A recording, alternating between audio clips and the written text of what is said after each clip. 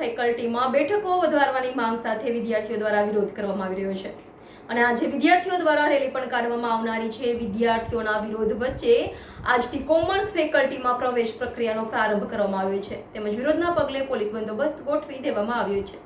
વડોદરાની એમએસ યુનિવર્સિટીમાં કોમર્સ ફેકલ્ટીમાં બેઠકો વધારવાની માંગ સાથે વિદ્યાર્થીઓ દ્વારા વિરોધ કરવામાં આવી રહ્યો છે અને આજે વિદ્યાર્થીઓ દ્વારા રેલી પણ કાઢવામાં આવનારી છે।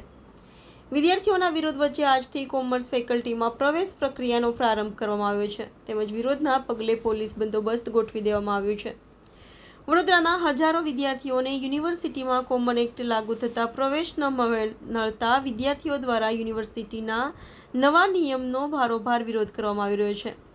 તો આ તકે વડોદરાના વિદ્યાર્થીઓના હિત માટે ચૂંટાયેલા પ્રતિનિધિઓ મેદાનમાં આવ્યા હતા, જેને લઈને સાંસદ ડોક્ટર હેમાંગ જોશી, શહેર જિલ્લાના ધારાસભ્યો, શહેર ભાજપ પ્રમુખ, વાઇસ ચાન્સેલર, રજિસ્ટ્રાર અને કોમર્સ ફેકલ્ટીના ડીનની મહત્વની બેઠક મળી હતી।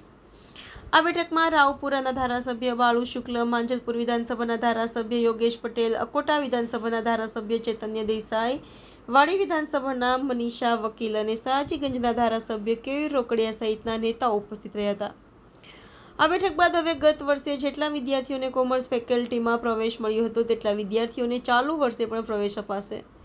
ઉચ્ચ શિક્ષણ મંત્રી ઋષિકેશ પટેલે પણ વિદ્યાર્થીઓને પ્રવેશ આપવા આદેશ કર્યા છે અને હવેથી આજથી એમએસ યુનિવર્સિટીની કોમર્સ ફેકલ્ટીમાં પ્રવેશ પ્રક્રિયા શરૂ થઈ રહી છે। આજ રોજ જે કાળો દિવસ છે, બ્લેક ડે તે મનાવવામાં આવી રહ્યો છે। યુનિવર્સિટીના વાઇસ ચાન્સેલરનો જે તાનાશાહી નિર્ણય છે, તાનાશાહીના નિર્ણયની સામે આજે આક્રોશ છે તે સ્થાનિક વિદ્યાર્થીઓ અને તેમના વાલીઓનો જોવા મળી રહ્યો છે। દરેક વિદ્યાર્થીઓને એડમિશન મળે, સ્થાનિક વિદ્યાર્થીઓ જે લોકો 50% અને 50%થી વધારે લઈ આવ્યા છે તે લોકોનો સમાવેશ થાય તે જ અમારી માંગ છે। હેડ ઓફિસની બોયઝ કેમ્પસથી લઈને મુખ્યાલય ખાતે જે અમે આવેદનપત્ર છે તે આપવા જઈશું। શાંતિપૂર્વક અમારી રજૂઆત છે, જો રજૂઆત સાંભળવામાં નહીં આવી તો આવનાર સમયમાં આનાથી પણ ઉગ્ર વિરોધ કરવામાં આવશે।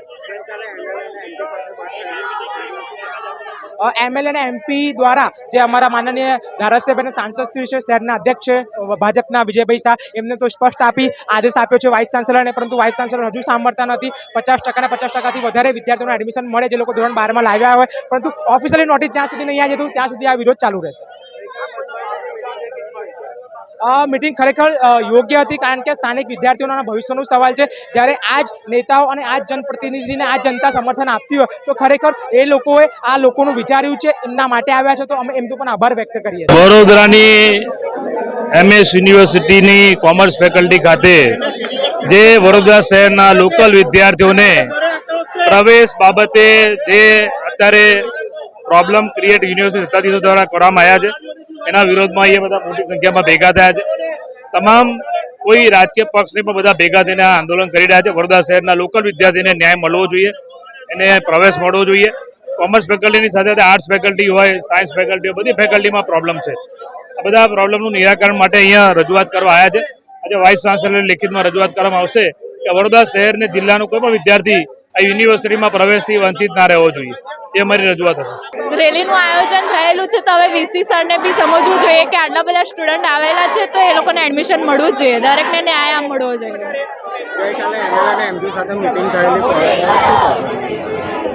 એમએલએ સરે ને બધા એમપી સરે બી કીધેલું છે કે વડોદરાના દરેક સ્ટુડન્ટને પણ ન્યાય મળશે એવું બાંયધરી આપેલી છે એ લોકોએ।